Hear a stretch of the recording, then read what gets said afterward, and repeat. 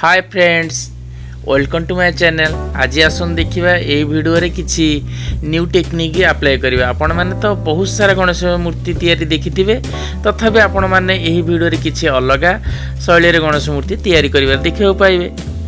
तेबे आसंतु वीडियोटी आरंभ करिबा।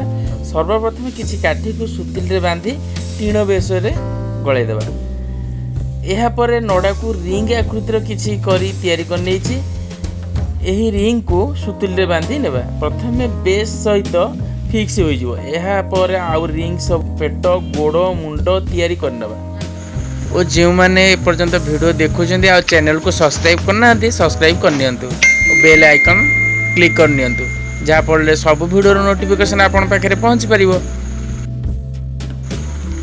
एही बळी जेते रिंग गुडे को अछि सब गुडे को एमती स्टैंड रे फिक्स कर नबा।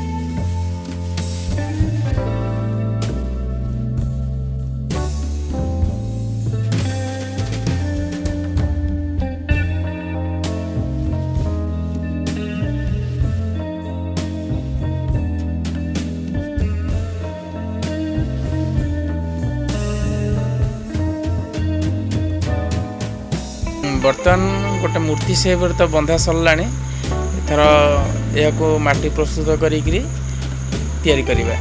एही भली हमर मूर्ति दरकार। फास्ट जो फ्रेम अच्छी जाली से किछि माटी लगे दबा। या परे किछि जो कुटा पट्टी बा चट्टी जोटा होता है से ता ऊपर पेस्ट करिबा। एमती कले कि जहाँ कि मूर्ति भल भाव सुखीजीव, जल्दी सुखीब, आ कम माटी लगे। आछि नुआ टेक्निक रे एटा करने चेष्टा करिछि।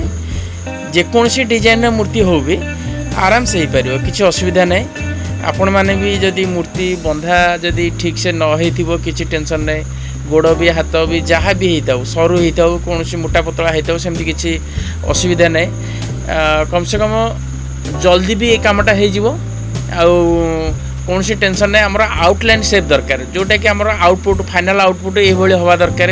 आम जदि कह कि आमर गोड़ हाथ सरू अच्छी तर माटी लदी लदिकी मेकअप करने बहुत किसी माटी लगे, ओजन भी हम। ये बहुत मूर्ति हल्का हो पार, कौन सी प्रोब्लेम भी हम ना। आउ खूब शीघ्र सुखिब, खूब कम दिन सुखिब, जहाँफल कि कम कले हल्का हम। गोटे जगह आ गोटे जगह नवा आने सुविधा हम। मूर्ति कम माटी कम बाली सब ए कम खर्च हम।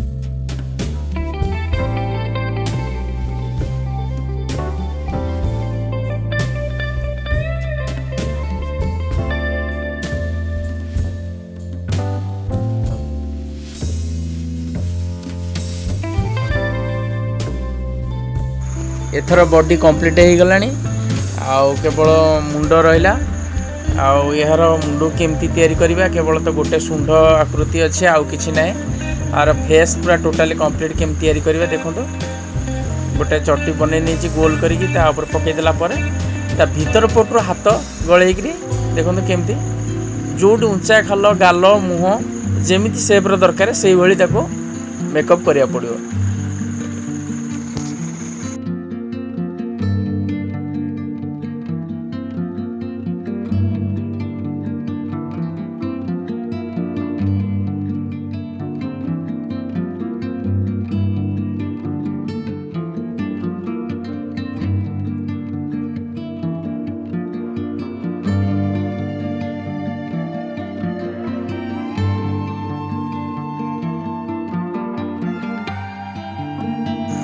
एथर मुह आ कान कंप्लीट हो गला बाकी रहा मकुट मकुट भी सेम प्रोसेस रे ही करिया पड़िबो आगु देखंतु।